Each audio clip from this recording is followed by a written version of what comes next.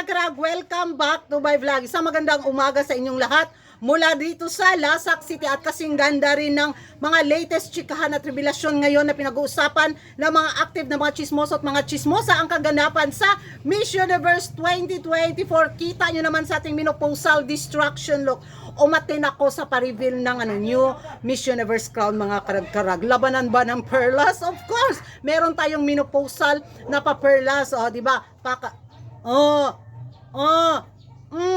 eto na nga mga karag-karag, pagkagising ko talaga sa budlat na kong mga mata, mga karag-karag. Ay, check dayon ko, scroll din ko, scroll, Oy, grabe day!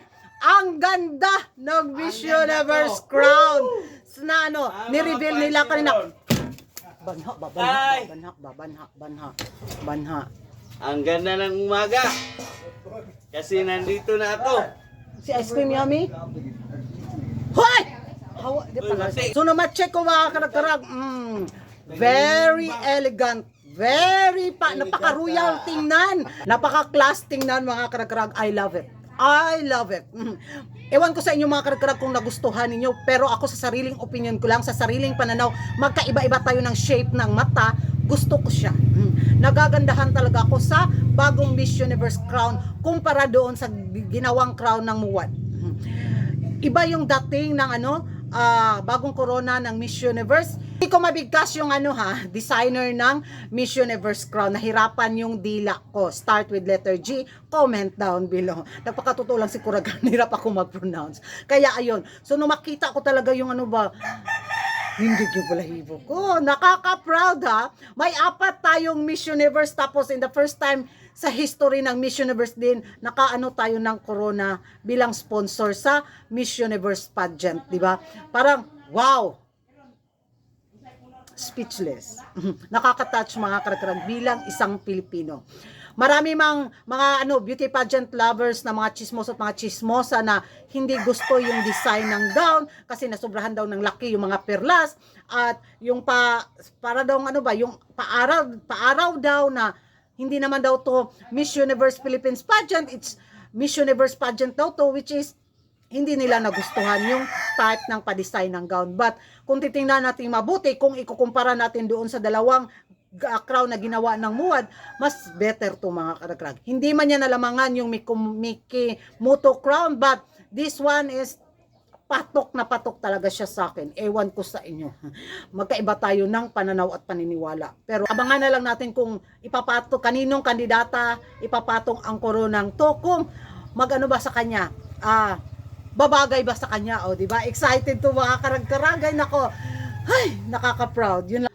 Marami ding humanas mga karag-karag sa bagong koronang nagawa ng Pilipinas sa Miss Universe 2024. Na kesyo, pangit daw. Marami mga komento ako nabasa ba, I don't like it, di ba? It's not Miss Universe Philippines. Ganun yung mga comment nila. What the star represent for? It's not Miss Universe, it's not a star, it's universe daw. Grabe sila mga explanation galore, maluka ako. Hindi na lang sila maging happy na at least hindi na Muwad ang gumawa ng corona sa Miss Universe pageant sa taon na to. At least na iba naman yung panlasa, di ba? Grabe sila ka mga perfectionist. Sana sila na lang din yung gumawa ng corona at idinonate nila sa Miss Universe pageant para matahimik yung mga kaluluwa at kalag nila na nasa purgatorio. Makagigil bitaw mga karag-karag. So, amot lang, makabuang din. At kung hindi man nila magustuhan, wala na silang magawa. Tapos na at mag-ampalaya galore na lang sila hanggang sa matapos ang pageant. Mas stress na lang yung mga baga at mga bagol-bagol nila. Wala na silang magawa. Ayun na, nilatag na talaga ang perlas ng silanganan. Magdusa kayo, magtiis kayo, maimber na kayo hanggang gusto nyo. Pag-inggit, pikit, basta nakagawa ang Pilipinas ng Miss Universe crown. Mga bitter kayo, gumawa din kayo. Kung mag-rate kayo ng 1 out of 10, 2 out of 10, 5 out of 10, edi go! Go! Kagigil din sila mga karag-karag.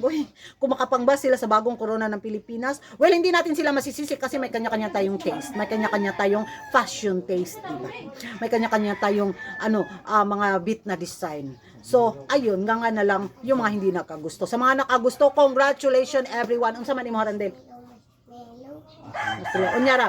So, yan ang mga karag-karag, ano yung magiging reaksyon nyo sa bagong corona ng Miss Universe 2024. Nagustuhan nyo ba ang mga karag-karag? Mag-ingay tayo sa comment section at hindi ka pa nakapag-subscribe sa YouTube channel ko. Don't forget to like and subscribe. Karag ang babae lagi na karag-karag. And see you in my next vlog. Unsa man?